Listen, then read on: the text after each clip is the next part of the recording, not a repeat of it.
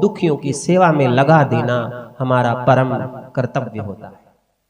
ये स्वामी राम सुखदास जी महाराज कहते हैं। अब विचार करना है कि प्रतिकूल स्थिति का उपयोग कैसे किया जाए। ये तो थी अनुकूल परिस्थिति का सदुपयोग कैसे करें और भोग कैसे करें। अब बात करते हैं हम प्रतिकूल परिस्थिति की। दुख का कारण सुख की इच्छा, सुख की आशा, ये दुख का सबसे बड़ा कारण है। प्रतिकूल परिस्थिति दुखदाई कब होती है? कोई प्रतिकूल परिस्थिति है। प्रतिकूल परिस्थिति का मतलब जैसे हमारा शरीर स्वस्थ नहीं है,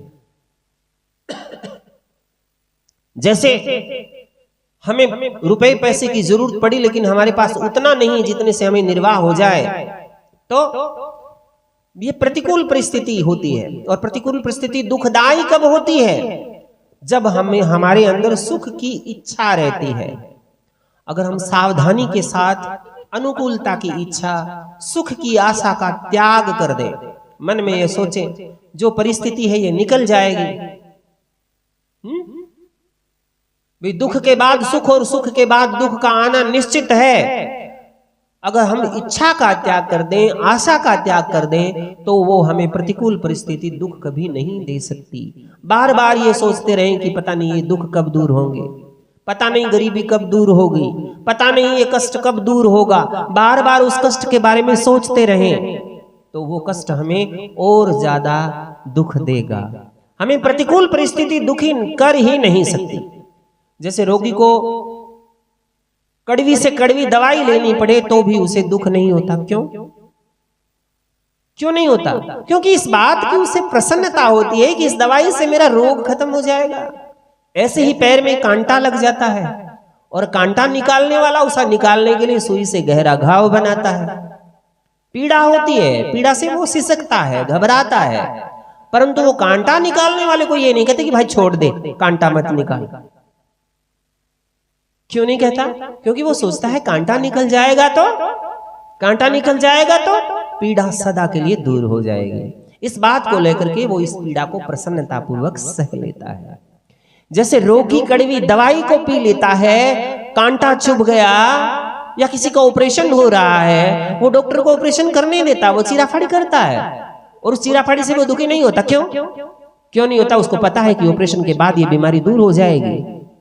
उस दुख को वो सहन कर लेता है। उसी प्रकार प्रतिकूल परिस्थिति को भी हमें सहन कर लेना चाहिए। जो सुख की इच्छा का त्याग करके दुख को, पीड़ा को प्रसन्नता पूर्वक सहन कर लेना है, ये प्रतिकूलता का सदुपयोग है। अगर वो कड़ी दवाई लेने से, कांटा निकालने से पीड़ा दुखी हो जाता, कड़वी दवाई लेते समय कहता नहीं लूंगा, कड़वी लग रही है, कांटा नहीं निकालना है, पीड़ा होगी, उसे दुखी होता है, तो वह प्रतिकूलता का भोग है जिसे उसे भयंकर दुख पाना पड़ेगा। तो प्रतिकूलता को भोगना नहीं है, प्रतिकूलता को भोगना नहीं है, प्रतिकूलता का सदुपयोग करना है। यानी प्रतिकूल परिस्थितियों को प्रसन्नता पूर्वक सहन करना है। यदि हम सुख दुख का उपभोग करते रहेंगे, अब यहां उपभोग करना और सदुपयोग करना ये दोनों बातें अलग अलग है। सदुपयोग का मतलब निर्वाह बुद्धि से हम सुख और दुख का अनुभव करें, और उपभोग का मतलब हमारे सुख, हमारी भोग के लिए अगर उसका यूज करें, उसका उपयोग करें, तो ये उपभोग हुआ। तो हमें भविष्य में भोग योनियों में अर्थात स्वर्ग नरक आदि में जाना पड़ेगा। कारण कि सुख दुख भोगने के स्थान ये स्वर्ग और नरक ही हैं। सुख भोगने का स्थान स्वर्ग है, दुख भोगने का स्थान नरक है। इसलिए अगर सुख भोगने की इच्छा रहेगी, मन में आशा रहेगी, इसके लिए हम कर्म करेंगे तो स्वर्ग, और अगर दुख भोगते समय हम पीड़ित होते रहेंगे, हमेशा भगवान को कोसते रहेंगे, हमारे भाग्य को कोसते रहेंगे, तो नरक। तो ये यदि हम सुख दुख का भोग करते हैं, सुख दुख में समान नहीं रहते हैं, सुख दुख से ऊंचे नहीं उठते हैं, तो हम मुक्ति के पात्र कैसे होंगे? कभी नहीं हो सकते।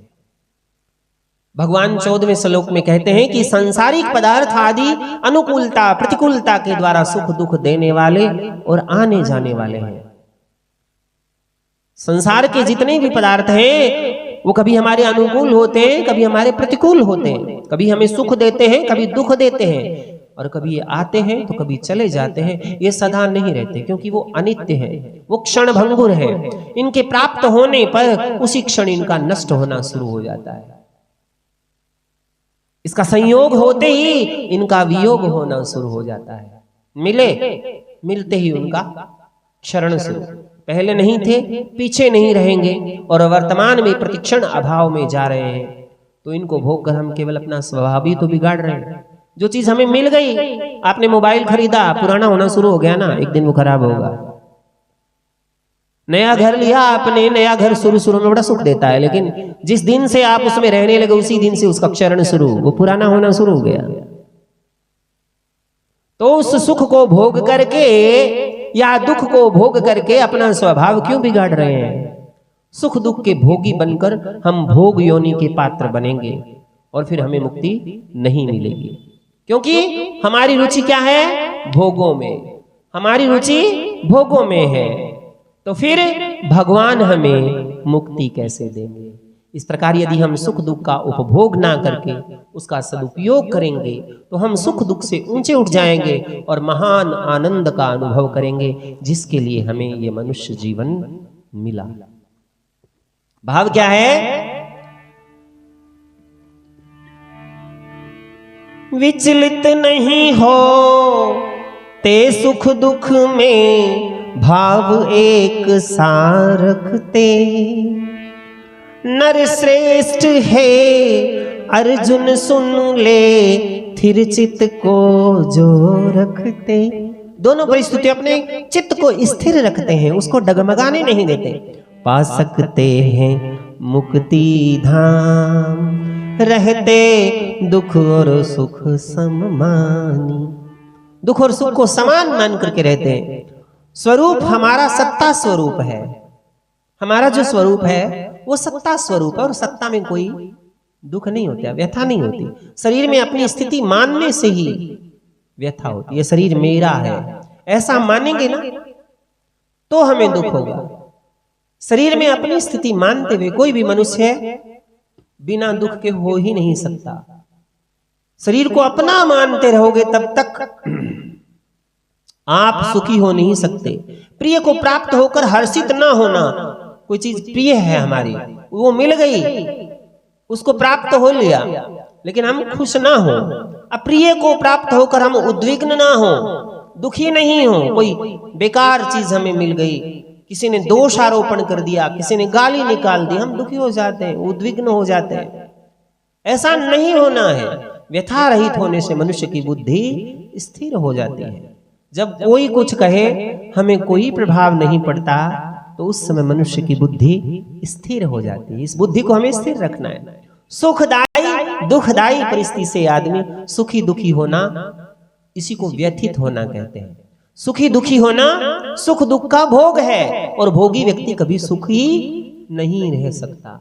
साधक को सुख दुख का भोग नहीं करना चाहिए। जो भगवान को प्राप्त करना चाहता है उसको सुख दुख का भोग नहीं करना है, बल्कि सुख दुख का सदुपयोग करना है।